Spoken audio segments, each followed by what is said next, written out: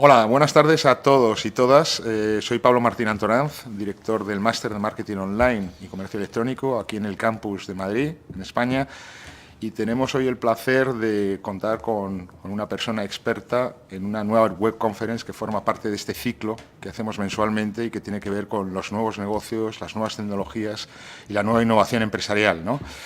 Quiero saludar especialmente a todos aquellos que se están incorporando por primera vez, tanto de AE como de OEBS, y también muy especialmente a los que nos están viendo, nos están escuchando y espero que después participen en cualquier lugar del mundo. El objetivo de la sesión de hoy, que hemos llamado Cross Media, nuevos soportes y tendencias en el marketing audiovisual, es analizar, bueno, como todos estáis al tanto y seguramente sois usuarios, pues cómo ha evolucionado toda la producción, distribución, comercialización de contenidos. Esto que ya estamos viendo en el mundo ya no solo de Internet, sino que lo estamos viendo en el mundo móvil y cada vez más lo veremos en soportes como televisión, las televisiones inteligentes y todo lo que ello implica, ¿no? Lo que se trata es de analizar cómo esta industria ha evolucionado, tanto en formatos como en contenidos, lo que está por venir, la televisión a la carta, ese famoso paradigma de la televisión interactiva. Y para ello contamos pues, con uno de los mayores expertos en este tema, que es Raúl Escolano, que es director de innovación de Wunderman España. Y antes de ceder la palabra a Raúl, sí me gustaría recordaros que podéis participar en esta sesión y plantear vuestras preguntas a través de Twitter. Se ha creado un hashtag, que es hashtag OBSCross, y donde podéis plantear las preguntas y nosotros, bueno, en este caso Raúl, pues tratará de responderoslas, ¿no? Bueno, te cedo la palabra, Raúl, y cuando quieras. Gracias, Pablo. Quizá uno de los mayores expertos ha sido poner demasiada presión aquí sobre la mesa, pero vamos a intentar explicar algunas cosas. La sesión de hoy la vamos a centrar en cuatro historias básicas, que sería el product placement, el branded content, lo que sería la publicidad nativa, por así decir, propia de la red, y tocaremos algo por encima del tema de transmedia, adaptado, como bien decía Pablo, a un contenido que ese contenido es consumible desde cualquier ventana o desde cualquier manera. Muy por encima, me presento yo muy rápidamente, que qué mejor manera que al final es que sea Google el propio que te presente. Yo básicamente los últimos 16 años, algo más, trabajo en publicidad online y he trabajado en Internet desde 98. Me he dedicado también al mundo audiovisual, he sido secretario general de la Asociación de Desarrolladores de Videojuegos de España, he tenido una vida así un poco mezclada, pero siempre muy tocando el tema del audiovisual, el tema del juego y demás. Entonces, bueno, eso me ha llevado a poder hacer un poco de todo. Pero en lo que vamos a ver hoy, vamos a estar centrados más en lo que es el mercado publicitario.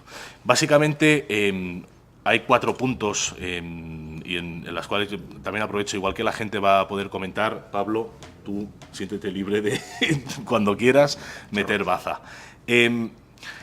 La manera de consumir que tienen los usuarios hoy en día no es la misma que hace unos años, incluso que hace, ya no digo décadas, sino incluso años. Cómo consumíamos publicidad o cómo consumimos esos inputs que recibimos de las marcas hace 5 años no son los mismos que como recibimos ahora.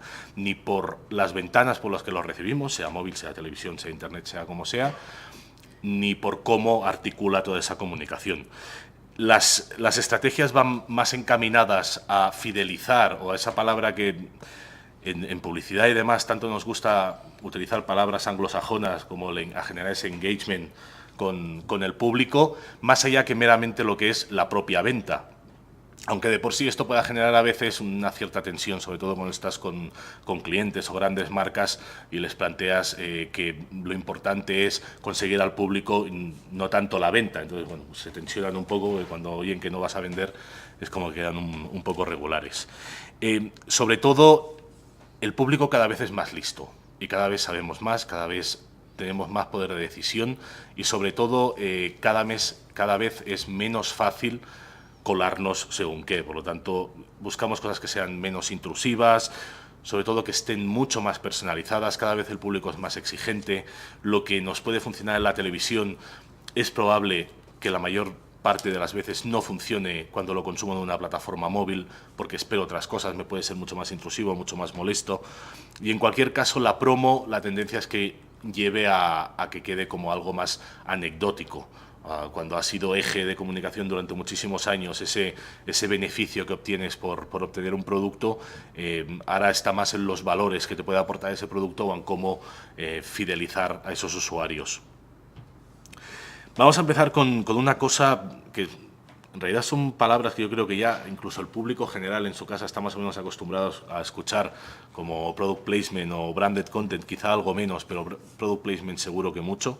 Vamos a empezar a ver las grandes diferencias. En product placement se puede decir que en los 80 fue cuando pegó su gran boom, aunque de hecho históricamente se han encontrado puntos donde se han determinado que ya era product placement, tanto en cine como en televisión, como en muchas otras cosas. Básicamente es incluir de forma explícita el producto que quieres promocionar. El claro ejemplo es pues, el que siempre nos viene a la mente de cualquier serie, cualquier película, el bote de leche en la mesa cuando están desayunando o la bolsa de patatas fritas cuando están comiendo delante de la televisión.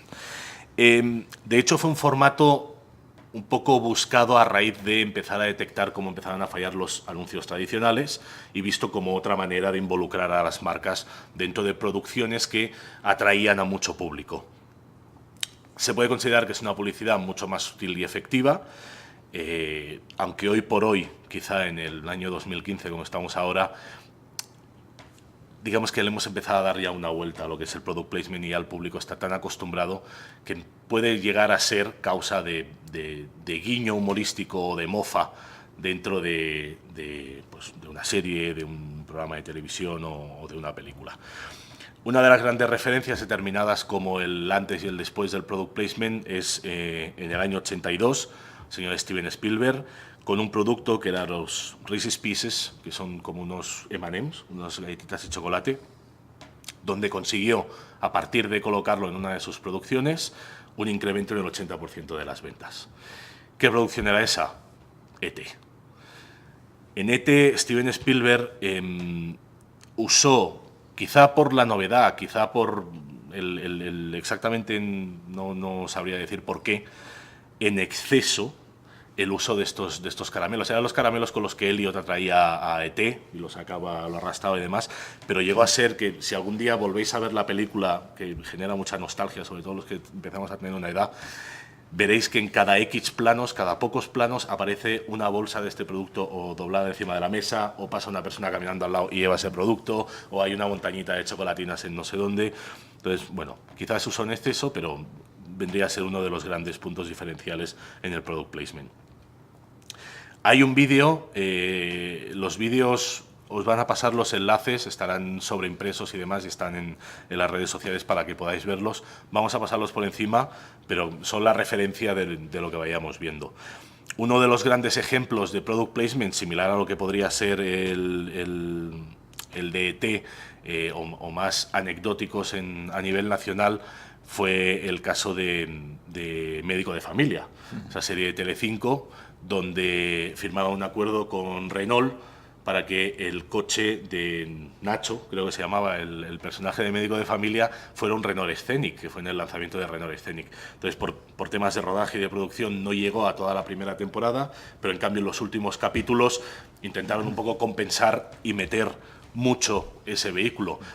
Tanto fue la inclusión que se hizo de ese vehículo en la serie y lo bien que funcionó, que siguió en todas las temporadas y incluso la gente, se explicaba como anécdota, que iban a los concesionarios Renault a pedir, hola, ven, quiero el coche de Nacho. Entonces fue el coche más vendido en el color que salía en Médico de Familia, etcétera, etcétera, pero llevado al extremo, o sea, había escenas enteras que eran dentro del coche. Desde entonces ha llovido mucho, como os decía. El siguiente vídeo, que también os pondrán sobreimpreso y podéis ver, es una recopilación de momentos de product placement en series, principalmente americanas, que en estas cosas suelen ser los más maestros todavía de cómo introducir todo eso, y cómo a día de hoy empezamos a tomarlo incluso como un punto de mofa. De hecho, dentro de este vídeo veréis, hay un fragmento de la serie The Modern Family, que es cuando en 2010 hubo el lanzamiento del iPad. El capítulo que salió justo la semana en que se lanzó el iPad, todo giraba en torno al lanzamiento del iPad. Entonces, cómo cambiaba la vida, o cómo el padre de la familia, que no recuerdo ahora el nombre, decía, me lo estaba intentando chivar, pero no llego a ver cómo me lo chivan, no importa, cómo cuando recibía el iPad decía, bienvenidos al primer día que va a cambiar nuestras vidas. De hecho, y girando en torno a cosas como Modern Family y al Product Placement, el capítulo que creo que es esta semana o la semana que viene, que se emite en Estados Unidos, está 100% grabado con iPhone 6 y con iPad 2, iPad Air 2. Y todo es sobre una pantalla de un MacBook Air, hablando entre ellos y demás. O sea, es llevar a un extremo el tema del Product Placement. Vamos a ver, saltamos al Branded Content. ¿Qué es el Branded Content? Antes de empezar ahí, para situarnos, el Branded Content, identificado como tal, como decíamos antes lo de Spielberg, aquí nos vamos un poquito más atrás. Año 29, se considera que es cuando empezó toda esta historia del Branded Content, por una campaña encargada por los productores de vegetales de Estados Unidos, a los cuales contrataron un viñetista, este tipo que veis en pantalla, que tiene el nombre imposible de pronunciar, para que publicara una tira en The New York Times. El éxito fue tal que eso saltó a radio, a cine y finalmente a una serie de televisión. ¿Qué era? Lo veréis en el vídeo que tenéis siguiente, pero era Popeye. Popeye es uno de los primeros branded contents, o considerados como tal, que giraba en torno a un producto o a una marca que se creaba una historia. Al final es otra de estas palabras que tanto usamos últimamente, como es el storytelling, que le des a una creatividad aplicada a un producto. Lo vemos ahora más adelante. El branded content básicamente es hacer una estrategia del contenido basada en la experiencia que puede aportar al usuario. ¿Eso qué quiere decir? En product placement básicamente estamos viendo el producto explícitamente. En el branded content, digamos que lo que estamos consumiendo gira en torno a esas ventajas, virtudes o características que queremos destacar ese producto. Busca más el entretenimiento y, como veíamos antes, más la fidelización o el engagement con el usuario o con la marca, el love mark, que muchas veces también nombramos, que la venta pura y dura. La venta es no voy a decir un daño colateral, que ya lo he dicho, pero vendría a ser como un derivado. Genera mucho más engagement porque engancha, gusta más a los usuarios, y más fidelización porque al final te genera una empatía con la marca y con el contenido que estás viendo ahí. Os he traído varios ejemplos que nuevamente el vídeo lo tendréis en el link sobreimpreso, que lo podéis ver. No es que sean de los más nuevos, pero sí yo creo, o al menos para mí son de los más relevantes o de los que más me gustan. En el caso de Volvo, o de los mejores ejecutados. Volvo hicieron una acción de branded content principalmente para el mercado americano. Fue con el lanzamiento del V50, donde crearon un corto, una pequeña peliculilla que se llamaba The Road. Para esta película contaron con Robert Downey Jr., también conocido como Iron Man, y la dirigió Stephen Frears, que es, si no recuerdo mal, el de Las amistades peligrosas y alguna otra película. Básicamente lo que usa es el vehículo como excusa de parte del eje argumental de la historia. Os recomiendo, de hecho es un vídeo que es un poquito largo, son 12 minutos, os recomiendo que lo veáis, intentéis incluso en una primera vez, si lo veis para consumo y para disfrute, que la verdad es que está bastante bien, gira en torno a ciencia ficción y demás, está bastante bien, y la segunda para intentar rescatar o intentar analizar esos puntos en los que aparece el coche o en los que dentro del guión se comenta pues cualquier cosa que tenga que ver con el vehículo, de la estabilidad, el modo de arranque, el modo de freno, etcétera, etcétera. Otro de los grandes funciones del branded content, o grandes contenedores que han dado, y aparte de otros muchos países, en España hemos sido uno de los grandes países con creadores de webseries, y ha sido como la gran excusa donde las marcas han podido tener un espacio, han podido explotar más allá de lo que podría ser excesivamente costoso en televisión, poder tener un espacio donde decir cosas girando en torno a un contenido audiovisual. Básicamente, al igual que lo que sería una producción como la que comentábamos antes de Volvo, en este caso es planteada a formato de serie televisiva, con temporadas, con diferentes capítulos, con una trama argumental que puede seguir, sean autoconclusivos o sea una trama de temporada o de serie completa, pero donde uno de los pilares más importantes es cómo la marca o cómo el guión que ha generado ese producto está muy adaptado al target específico donde va esa comunicación. Entonces es muy importante tanto saber cómo hablan, saber la música que escuchan, qué dicen, a qué bares van, qué consumen, los gustos específicos que se comentan en ese target concreto o donde gira ese target concreto para poder adaptar todo el contenido. De aquí os he traído dos, quizá un poco en extremo y con targets muy diferentes y con producciones muy diferentes, pero creo que son unos muy buenos ejemplos de lo que es la webserie. Una de ellas es Farmed and Dangerous, que es creada por el Chipotle Mexican Grill, que es una cadena americana ahora lo tengo aquí apuntado y no lo sé decir, de comida, de tortitas y de comida mexicana a la brasa y demás.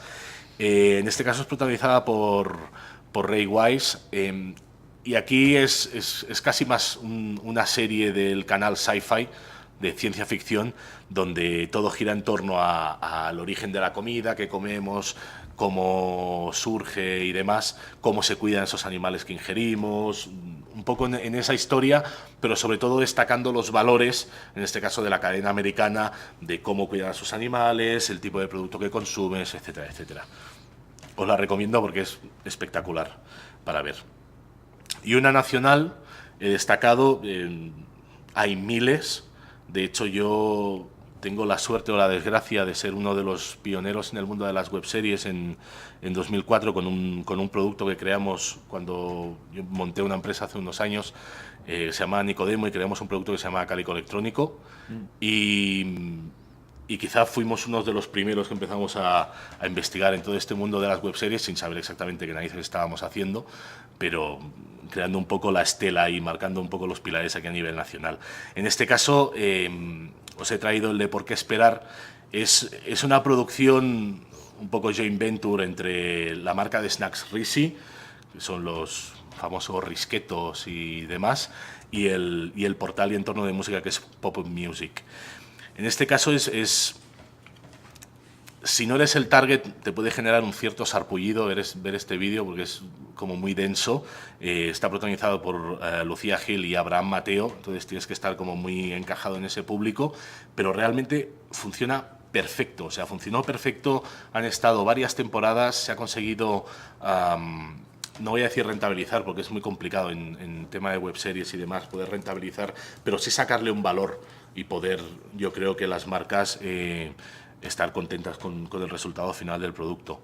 Tenéis el vídeo también, os lo pasarán en pantalla para que podáis verlo. Para destacar básicamente como 3 puntos del branded content, del product placement, y grandes diferencias. En el enfoque, como veíamos y como resumimos, product placement es presencia de producto, como decíamos antes, mientras que el branded content es el producto puede y debe principalmente ser el eje principal de la trama. Insisto, que veáis el vídeo del V50 porque lo vais a entender perfectamente y vais a ver la diferencia entre una cosa y otra.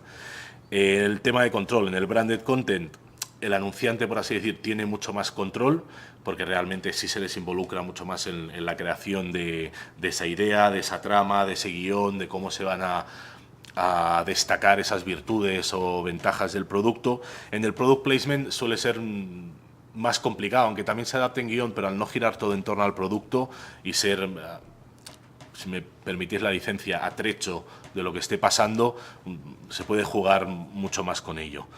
En cuanto a la credibilidad, en ocasiones, que es un poco lo que veréis también en uno de los vídeos que os decía, que es una recopilación de product placement, a la altura en la que estamos, pues puede ser beneficioso un product placement porque, entre otras cosas, como os destacaba aquí en el slide, pues nos puede hacer sonreír o nos puede levantar esa gracia de hostia, mira cómo han colocado esto aquí. Pero sobre todo la credibilidad del branded content es precisamente lo que destaca de ello y lo que nos puede dar más valor a lo que está pasando o lo que estamos consumiendo y cómo lo estamos consumiendo. Yo estoy intentando ir rápido para poder ganar tiempo y poder ver todo. Otra cosa, publicidad nativa. Entramos en otro sector, o sea, en otro segmento, en este caso es la publicidad nativa de Internet, que yo creo que es importante destacar que aunque aquí vamos a ver todo principalmente enfocado en imagen, texto y demás, puede ser audiovisual, puede ser vídeos, puede ser lo que sea. De la misma manera, el branded content no tiene por qué ser un contenido audiovisual, o el product placement puede ser una aplicación móvil, puede ser lo que fuere. Básicamente, la publicidad nativa, o el native advertising es una forma de publicidad que destaca por ser contenido proporcionado por una marca, de interés para los usuarios, sea segmentado o principalmente porque está enfocado en los hábitos de consumo de este usuario, y que puede llegar a conseguir o debe llegar a conseguir que sea, no voy a decir transparente, pero casi transparente para el usuario, que no sepa cuando está consumiendo contenido editorial o cuando está saltando al contenido nativo. Básicamente es, como os he adelantado, deja de ser intrusiva porque es a elección del usuario y entonces pasa a ser parte de la experiencia del consumo que está haciendo de ese soporte del usuario. Puede tener diferentes formas, como veíamos, vídeo, imágenes, artículos, música, lo que sea, y la clave es formar parte de esa experiencia sin alterar el funcionamiento. Según la gráfica esta de BIA y de Kelsey, el crecimiento de la publicidad nativa en Internet está previsto que se incremente de aquí a 2017 a un ritmo mayor que el display tradicional, o sea, que las campañas de banner, display o de marca normales, y según AOL en UK será la principal forma de publicidad online para el 2025. Es decir, ya, de hecho, hoy por hoy, el banner, yo creo que hemos adquirido una habilidad innata para omitir la información que nos está enviando desde los banners. De hecho, hay un síndrome que se le llama el del toque de rosca, que es cuando entras en una página y sin darte cuenta haces clic y has bajado para eliminar el mega que tienes arriba y no enterarte de lo que está pasando. De hecho, si tú haces una encuesta a X personas que han estado navegando durante 5 minutos, durante 2 horas, durante lo que sea, y les preguntas algún banner que hayan visto, dudo que la mayoría de ellos te puedan contestar nada. Básicamente hay dos tipos de publicidad nativa, o se encaja en dos tipos. Luego veremos otra forma de encajarlo, que sobre todo utilizan los medios, pero principalmente hay las abiertas y las cerradas. Abiertas es que proporciona la marca, el cliente, quien fuere, un tipo de contenido en múltiples plataformas que soportan la publicidad nativa. Ejemplos son, hay sistemas, de hecho, si usáis o habéis usado alguna vez para redes sociales cosas como HotSuite o demás, donde puedes gestionar varias cuentas de diferentes redes sociales y de una vez publicar en todas ellas, son sistemas similares, donde tú generas un contenido editorial, de imagen de cualquier tipo, y puedes publicar en diferentes espacios a partir de un target que definas o de un perfil de usuario. Evidentemente, previo pago. Las cerradas, que quizás son las que estamos más acostumbrados, aunque de hecho, y luego lo veréis, las otras estamos muy acostumbrados, pero quizás no somos conscientes que las estamos consumiendo, son el contenido que crean en perfiles de algunas de estas redes, de redes sociales, como pues, las más famosas Twitter, Facebook y demás, que serían los famosos contenidos relacionados, contenidos patrocinados o tweets destacados o tweets sponsorizados. Otra manera de encajarlas, y aquí vamos a ver los ejemplos para que os situéis del todo, son, sinceramente a mí esta manera de clasificarlas me marea un poco, pero se usa, entonces yo creo que es importante conocerla. Serían publicidad nativa de tipo turista, residente o ciudadana, que serían las abiertas, las que hemos visto de publicar en cualquier soporte, o las verdaderamente nativas, que serían las de redes sociales. La evolución, de hecho, y la clasificación vendría desde el banner clásico a las siguientes, que serían las más similares al banner tradicional, serían las turistas, las más alejadas y más similares a la policía nativa, residentes, ciudadanos y las propiamente nativas. Las nativas, aquí, perdón, las turistas, aquí hay un ejemplo y con directamente la cita que usa la gente de Paid Content, es básicamente están más cercanos, como os decía antes, a los banners estándar que a los anuncios verdaderamente nativos. Son super banners, pero que se diferencian de la publicidad nativa tradicional en que son polifacéticos. Lo que veíamos antes puede ser texto, puede ser imagen, puede ser vídeo, y de hecho en el ejemplo que tenéis aquí sería esta banda a la derecha de la imagen, perdón, a la derecha de la web de Atlantic, que aunque directamente nos está diciendo que esta zona de la web está patrocinada por IBM, nosotros como usuarios nos puede ser bastante transparente en cuanto a que sea otro tipo de contenido y que de forma más anecdótica la parte de arriba de IBM como un banner o un botón que hay en la página. Las de tipo residentes son las que van un poquito más allá, por así decir, porque integran de una manera más completa las páginas web e imitan de alguna manera los contenidos que estas ofrecen a sus usuarios. De hecho, viendo esto, seguramente más de uno estamos diciendo, pues sí, yo alguna vez esto lo he visto y le he dado. Incluso la página donde me ha llevado, no he sabido diferenciar si es contenido editorial o es contenido patrocinado. Las siguientes, que para mí, yo en todas estas, la verdad es que me parecen bastante similares, vendría a ser el contenido más, como pone aquí, más perfeccionada de publicidad nativa, que se camufla fácilmente con el contenido de las páginas. De hecho, esta, si saltamos a la siguiente slide, que aquí lo veis, es cuando tenemos este tipo de contenido tan destacado, normalmente suelen estar identificadas con un contenido patrocinado o la marca. De hecho, en este ejemplo que veis aquí, es cuando haces clic en lo de gravity.com de arriba, te sale una ventanita de este contenido puede ser patrocinado, puede ser pagado por marcas, etcétera, etcétera. Y las propiamente nativas, como hemos comentado y hemos visto antes, que quizá las que más estamos acostumbradas son a los posts sugeridos, los tweets patrocinados, las cuentas patrocinadas para seguir, etcétera, etcétera. Aquí tenéis un vídeo que me parece maravilloso, cómo la gente de Twitter explican estos tweets patrocinados, en este caso para small business, pero que yo creo que explica de una manera muy gráfica cómo funcionan y cómo ellos en su plataforma los identifican. Básicamente, la gran pregunta que se hace todo el mundo, ¿funciona? Aquí seguramente Pablo también nos puede ayudar en todas estas cosas de redes sociales y demás. Hay soportes que aseguran que sí, hay soportes que aseguran que no, hay clientes que sí, hay clientes que no. De hecho, yo creo que las grandes claves de esto es que debe cambiar un poco la manera como medimos todos estos resultados. Depende con quién hables, con qué soporte, con qué marca, te puede decir que sí les ha funcionado, que no les ha funcionado. En realidad, todo se basa en, como veis aquí en este slide, básicamente la clave es que debemos adaptar la manera que tenemos de medir todo esto. Hasta ahora estamos midiendo muchísimas cosas y muy bien en la red, pero hay un tipo de contenido que quizá las reglas está haciendo que cambien un poco, entonces tenemos que adaptarnos para poder valorar si realmente eso funciona o no funciona.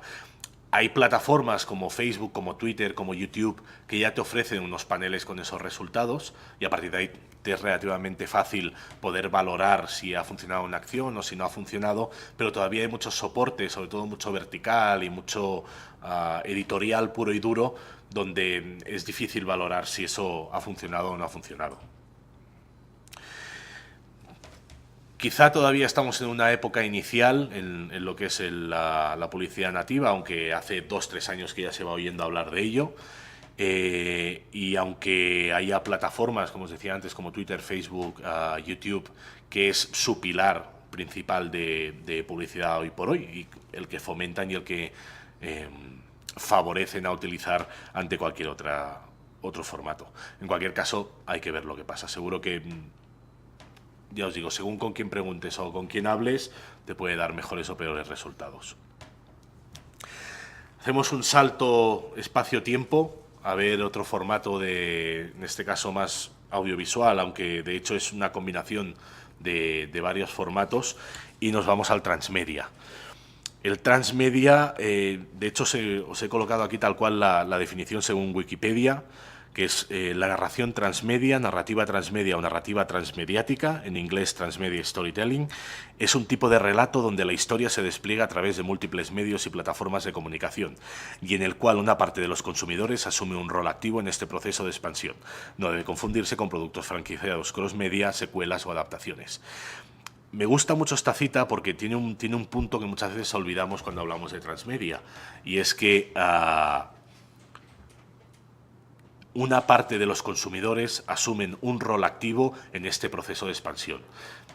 Es lo más importante dentro del transmedia. El transmedia, para que un producto lo podamos llamar transmedia, al final se define a partir de una idea, de un concepto, un storytelling, cómo vamos a contar eso, un producto que gira en torno a una creatividad, cómo esa creatividad la bajamos a en qué diferentes espacios o diferentes productos lo vamos a hacer, y a partir de ahí sobre qué tecnologías. Entonces, bueno, es un esquema un poco que va de arriba a abajo para acabar en productos que crucen y que vayan más allá de meramente una producción audiovisual, en este caso como estamos hablando.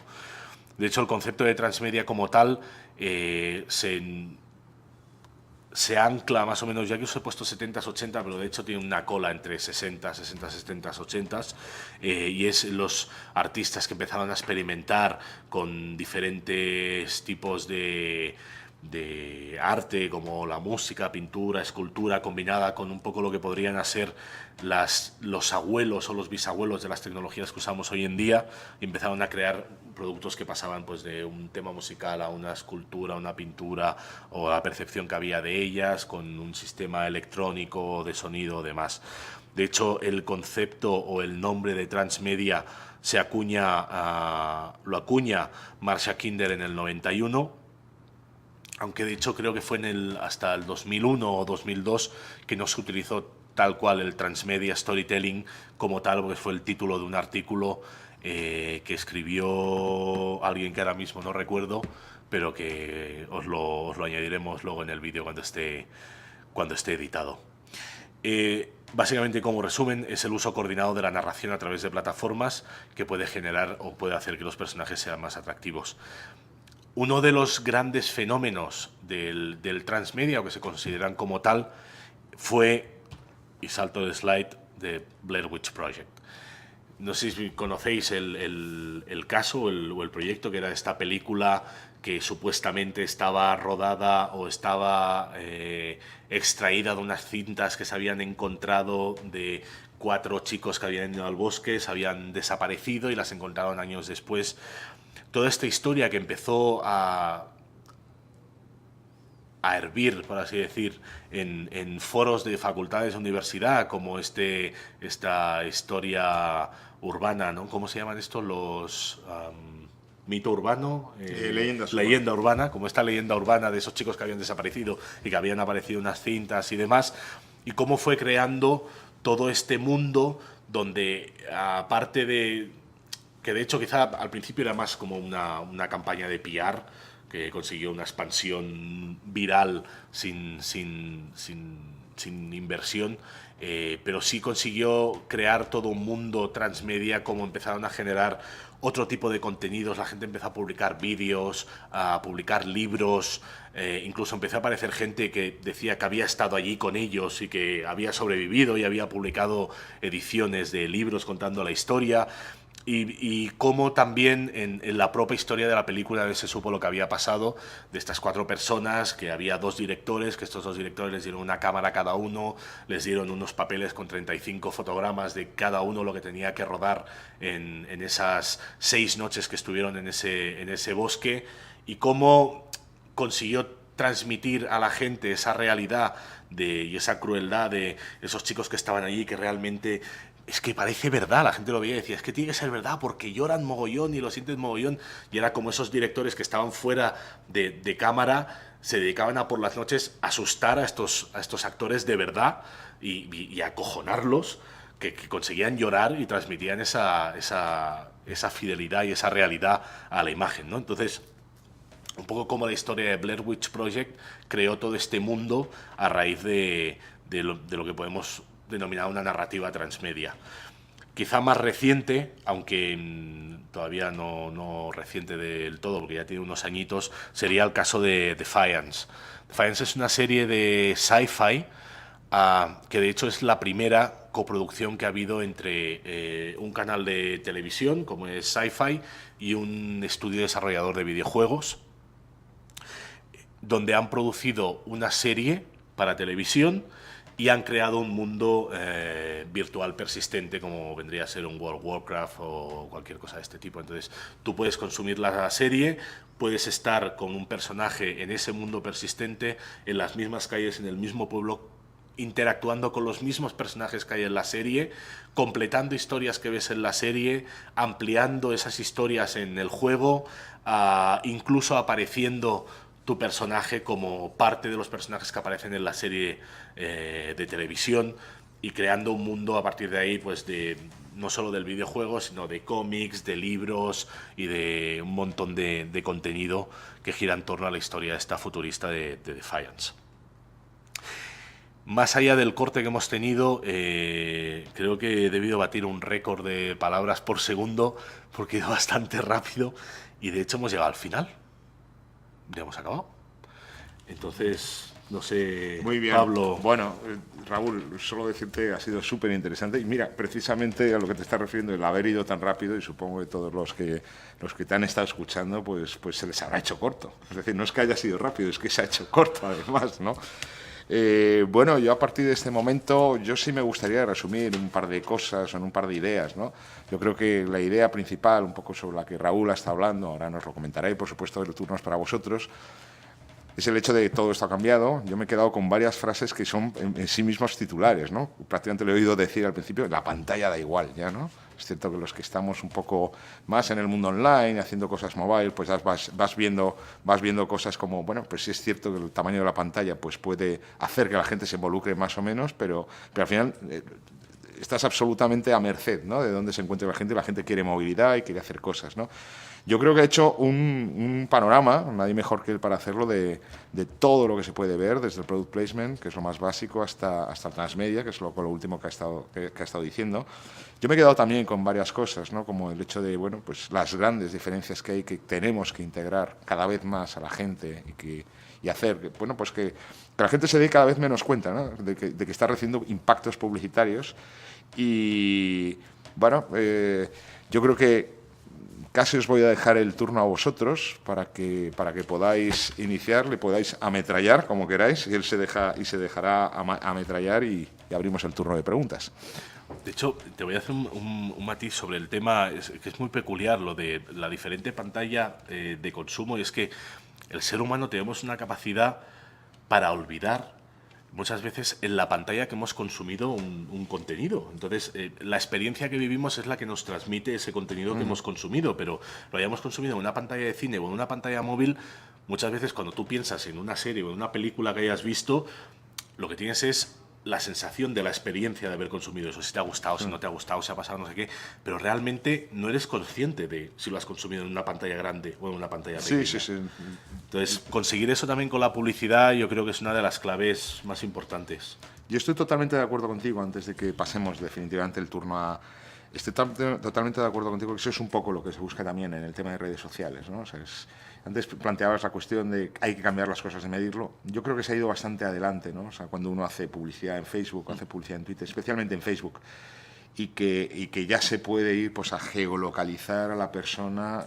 Ya no solo es una cuestión de contenido, sino una cuestión del espacio, ¿no?, en el momento en el que está, pero que todavía nos queda muchísimo. Al final se sigue viendo como publicidad, ¿no? Yo creo que por mucho que tratemos de engañar, ¿no?, a la gente, totalmente. La gente reacciona, ¿no? Pues como queráis, no sé si tenemos ya alguna pregunta para Raúl. Muy bien. Yo tengo la duda, y como soy un profesional, no en tu campo, pero sí estoy en el mundo de Internet, ¿no? La duda que siempre se nos plantea, sobre todo cuando trabajamos con profesionales o empresas pequeñas, ¿no?, es todo esto de lo que has estado hablando parece como que es algo para las grandes marcas, ¿no? Empezando desde el branded content, que es bueno, pues el último grito desde hace algunos años y parece que es por donde van más los tiros. Y por supuesto el tema de transmedia, que supongo que requerirá producciones más, aunque siempre habrá formatos de todos los tipos. Entonces la pregunta muy directa es, ¿esto no es un poco, está muy acotado al tema de las grandes empresas y las grandes marcas, o lo puede hacer cualquiera? Yo creo que no es una cuestión de gran empresa o de gran marca. Yo creo que es una cuestión de, primero, de creer en ello y de querer hacerlo. Cualquiera lo puede hacer, cualquier marca lo puede hacer. De hecho, y tú que estás en el sector también digital y en el sector online, te habrás dado cuenta que muchas veces parece que estamos haciendo peregrinación por el desierto y que tienes que ir adoctrinando y enseñando a muchas marcas o a muchos clientes, sean grandes o sean pequeños, porque todavía hay mucha gente que todo esto lo ve como parte del enterprise, o sea, ciencia ficción, no entienden nada. Entonces, cuando lo sacas muchas veces de su campaña de display de banners, es como que empiezan a temblar y no entienden nada. Una campaña en branded content es que puede ser desde un producto de consumo mayor, puede ser una gran marca de coches, puede ser una gran marca de telecomunicaciones, pero puede ser un producto pequeño local, girando en torno a algún contenido también local. Entonces, realmente yo no creo que sea una cuestión de marcas grandes. Evidentemente los presupuestos en esto juegan un papel importante, pero también hay que saber adaptarse. Claro, yo sobre todo te lo pregunto porque, a ver, ya no solo es el concepto, sino que al final las pequeñas empresas piensan, bueno, pues esto requiere de creatividad, y al final cuando hay creatividad pues tiene que haber una agencia creativa detrás, y al final hay que hacer una pequeña producción porque lo que mejor funciona es la parte audiovisual, ¿no? Entonces, Claro. Entonces yo creo que es lo que les asusta un poco. Sí, quizá, hombre, yo lo que diría, y en eso también me ha tocado lidiar con ello, es que en los últimos, te diría, 10, 15 años, desde que ha habido la democratización de la producción audiovisual, que cualquiera con un teléfono móvil, con una cámara, con un iMovie, con un programa relativamente sencillo de edición de vídeo, se pueden llegar a producir piezas maravillosas. De hecho, gran parte de las webseries que existen en este país, que algunas de ellas maravillosas, como podría ser el caso de Malviviendo, con una factura exquisita, está producida al final con 2 cámaras y un ordenador y 4 chavales con ganas. Yo creo que también ha desmitificado un poco el panorama de la producción audiovisual, ¿no? Realmente trayéndolo a un terreno que es mucho más asequible y mucho más al alcance de todo el mundo. Indudablemente cualquier tipo de acción de este tipo requiere de una creatividad, claro, pero bueno, al final es como explicábamos antes en lo de transmedia, al final es un concepto o una idea, una historia de cómo se quiere contar y a partir de ahí buscar en qué soporte y de qué manera. Muy bien. ¿Tenemos alguna cuestión por parte de los usuarios? Emilio Garay nos preguntaba si dentro del éxito se encuentra en el sector entra más la creatividad o se piensa más en el negocio. Dentro del sector. La verdad es que el sector audiovisual como tal, que de hecho tampoco lo hemos tocado meramente ahora, porque ha estado quizá más enfocado a la publicidad y demás, ¿no? De nuevos formatos, pero en el sector audiovisual yo creo que rentabilizarlo es, y ahora se me echará todo el mundo encima, pero es bastante complicado. Al final es un sector que o en piezas de branded content o jugando con product placement o según qué historias puedes pseudo monetizar eso, si no realmente es un poco complicado. Se suele tener tendencia a destacar la creatividad y a buscar luego a partir de ahí otras maneras de poder financiar eso, bien con ayudas, bien con subvenciones, bien con aportaciones de otros. Sin duda, desde mi punto de vista, tanto el branded content como el product placement, sobre todo el branded content, yo creo que es uno de los ejes a explotar en esa vía para poder compensar o para poder focalizar también en la parte de negocio más allá de la parte creativa. Muy bien. Ay. Bueno, como hemos tenido también ese corte técnico, claro, ¿no?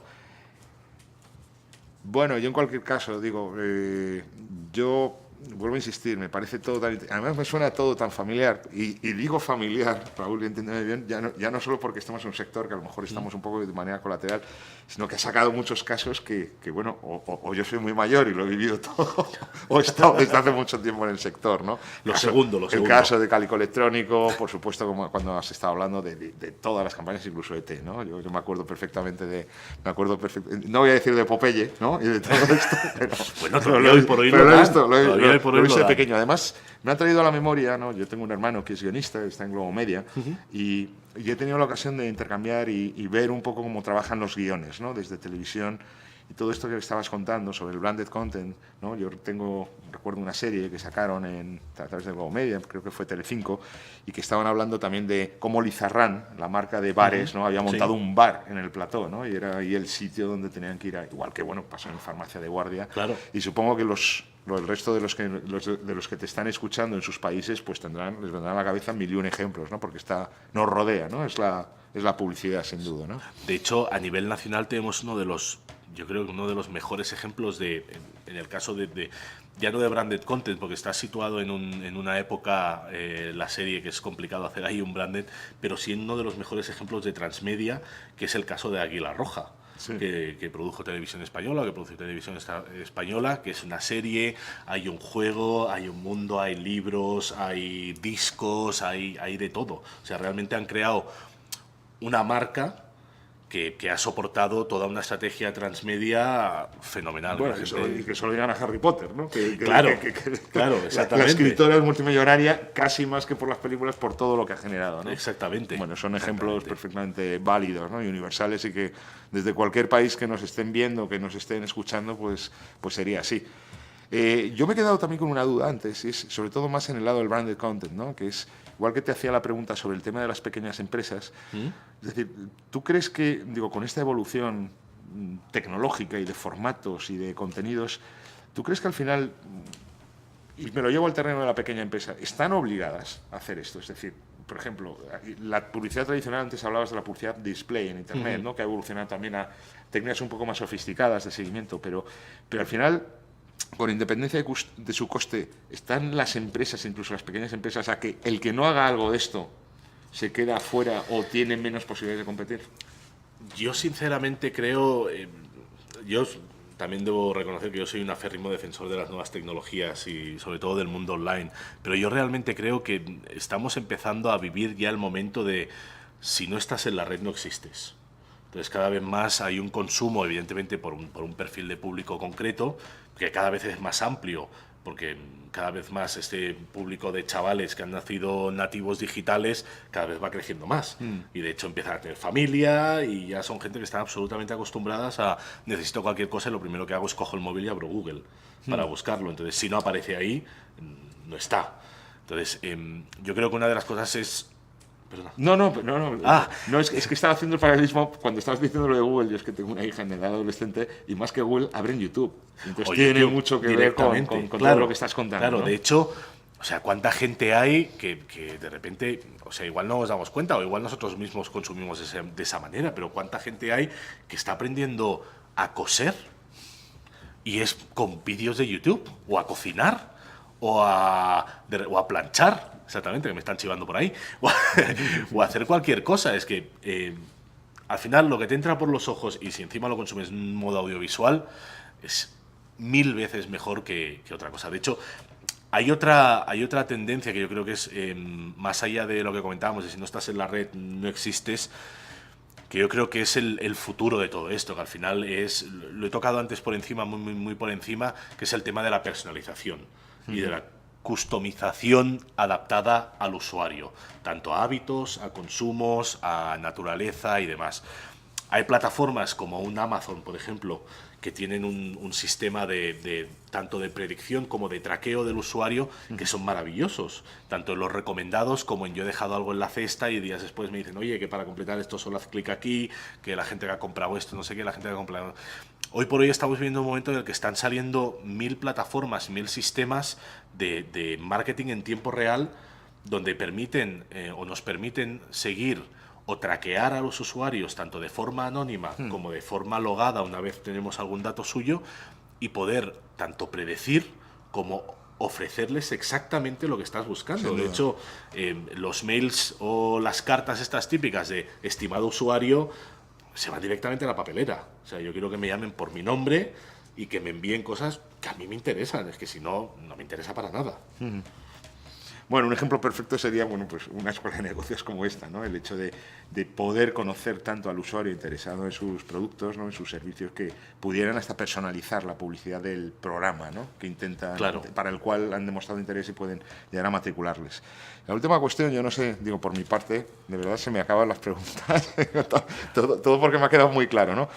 Yo hay una duda que a lo mejor nos salimos un poco del tema, Raúl, y de verdad que, sobre todo yo tuve hace unos años un cliente que hacíamos algunas cosas, era EDETI, que era la Asociación Española de Empresas Audiovisuales, y tuve ocasión de... Organizamos los eventos, ¿no? Donde se encontraban.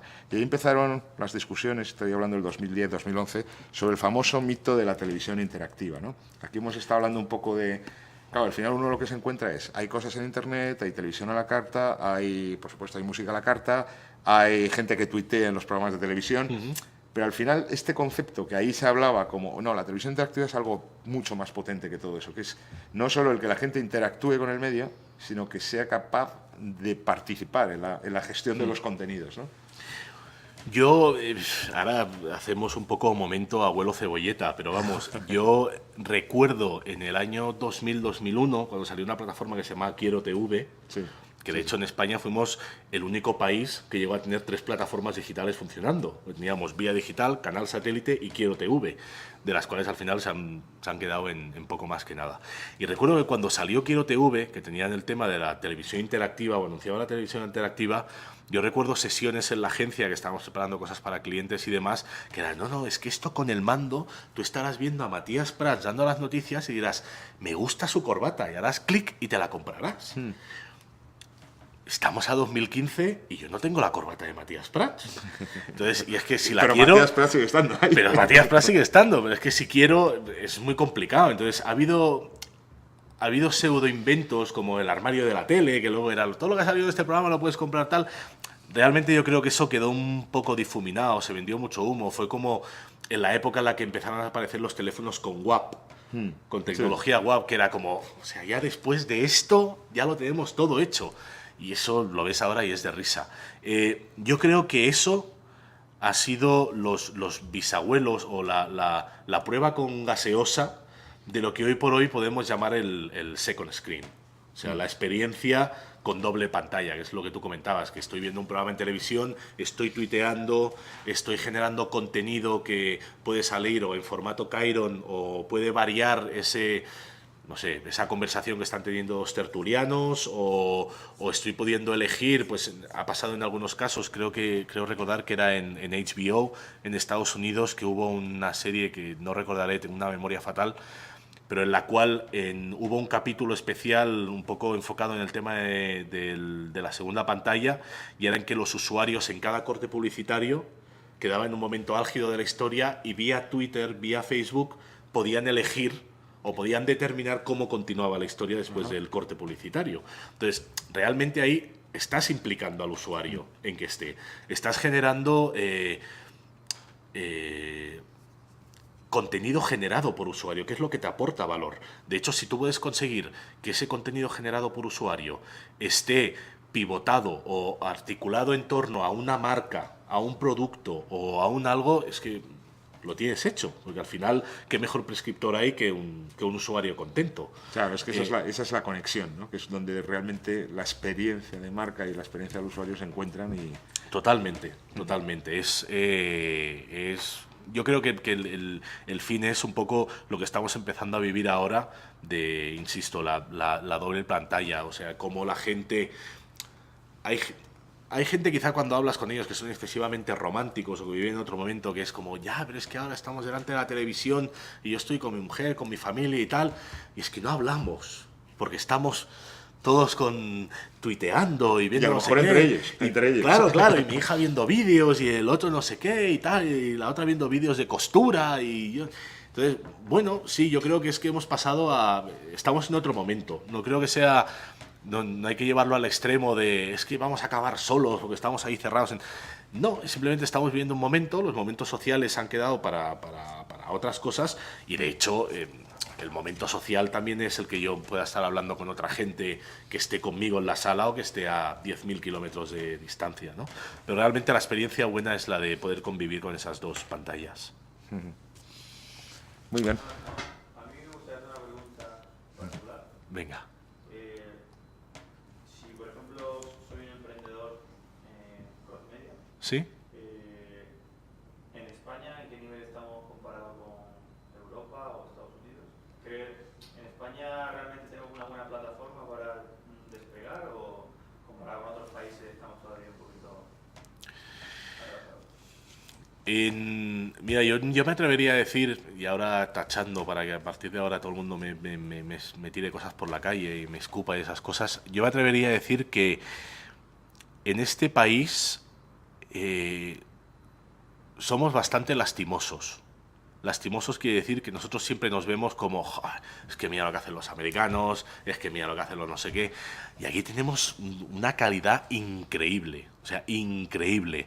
De hecho, por saltar un poco de esto, pero volver a un terreno que también conozco más o menos bien, que es el de los videojuegos, España es, si no, no es el primero, de hecho, creo que está el tercero o el cuarto ahora de Europa como productor, pero de videojuegos, pero o sea, generamos una calidad que producimos para Japón, producimos para Estados Unidos, producimos para muchos distribuidores que al final son los que se embolsan el dinero, pero los estudios y la creatividad están en España. ¿Qué pasa? Que me atrevería a decir que más del 80% de lo que producimos aquí no lo consumimos. O sea, se va todo fuera. Hay otro ejemplo en el mundo del audiovisual, además que también lo tuve más o menos cerca porque conozco a la gente que estuvo involucrada en ella, a Guillermo García, a David Cantoya y demás, que fue el caso de Pocoyo. Cuando se creó Pocoyo, que es un producto nacional y que se produjo desde aquí, desde España, desde Madrid, España fue el país 85 en comprarlo.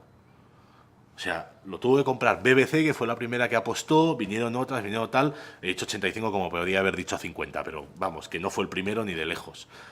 Que al final es que nos cuesta mucho apostar por lo nuestro. Entonces, la tendencia siempre es o a salir fuera, o a exportar lo que hacemos, o cualquier otra cosa. De hecho, yo recuerdo en la época de Cálico, que muchas veces cuando te encontrabas con televisiones o te veías con productores o incluso en Cannes, que habíamos ido varios años al mercado internacional, donde todas las televisiones del mundo compran sus series, sus películas y demás, y varias gente de diferentes puntos y del mundo y demás coincidían en dos cosas. Uno, estáis un poco avanzados para vuestro país, y la segunda es, si hubierais hecho esto en Estados Unidos o en Inglaterra, serían los Simpson. Pero aquí nos quedamos aquí. Entonces, muchas veces nos cuesta a nosotros mismos creérnoslo y confiar en nosotros. No es dinero, no es dinero. Porque el dinero al final... Mira, una buena idea muchas veces no cuesta tanto dinero. Y llevarla a cabo, yo siempre y en el caso del audiovisual es, si tú quieres hacer una serie, quieres hacer una película, quieres hacer un corto, quieres hacer lo que quieras, lo importante es lo que quieres contar. La historia que cuentes. Que luego sea un stop motion con palillos, sea animación o sea un largometraje con una factura de puta madre, da igual. O sea, si la historia es buena, eso va a funcionar. Y hay casos, pues, que desde a nivel nacional, casos como hubo el de Tesis, por ejemplo, que es una película maravillosa, de un bajo coste, que casi es más un ejercicio de facultad que otra cosa, y consigue cosas estupendas. Y como ese ejemplo que me ha venido a la cabeza, exactamente no sé por qué, hay miles, tanto aquí como fuera. Pero al final es más importante invertir tiempo en esa idea y en lo que quiero transmitir y en lo que quiero contar, que realmente cómo lo cuento. El cómo lo cuento luego te ayudará. Y si tienes un presupuesto como pues Peter Jackson para El Señor de los Anillos, pues te quedará fabuloso. Pero al final la historia es lo más importante. De hecho, si miráis también un poco la tendencia que hay en esta última década o en estas dos últimas décadas de las grandes producciones cinematográficas que han conseguido mayores éxitos, han sido o que han tirado de apuestas seguras, como el caso que he dicho de Peter Jackson, del Señor de los Anillos, El Hobbit y demás, o basadas en bestsellers, de cosas que han funcionado muy bien, o cosas muy arriesgadas que se han ido al otro extremo, como The Artist, la película francesa en blanco y negro, muda, que eso te lo ponen sobre el papel y dices, o sea, esto te vas a meter en una castaña de narices. Y no, funciona. Y seguramente es mucho más barata que muchas otras producciones que no sirven absolutamente para nada. No sé si hay más cuestiones. Ah, sí. Pues como queráis. Bueno, ¿Queréis? yo creo que en cualquier caso, yo creo que podemos primero agradecer a Raúl porque desde luego ha sido, aparte, y además 2 veces buena porque ha sido breve, ¿no? Para lo que suele ser costumbre, no, pero extraordinario. Digo, yo te lo digo un poco con conocimiento de causa, de conocer algo el sector y incidiendo en los aspectos más relevantes, sin duda, y con múltiple cantidad de ejemplos, ¿no? Entonces yo de verdad que te felicito por una gran conferencia que yo creo que ha debido interesar a todos los que nos a todos los que nos hayan estado escuchando y te hayan estado escuchando, sobre todo a ti, ¿no? Bueno, vamos a cerrar entonces la sesión y bueno, simplemente recordaros que en los próximos días vais a recibir un link, ¿no? para poder acceder a la sesión, descargar la presentación y por supuesto todos los materiales y todos los enlaces que Raúl nos ha estado comentando, ¿no? Muchas gracias a todos por vuestra atención y muchísimas gracias a Raúl por compartir este rato con nosotros. Gracias a vosotros. Gracias.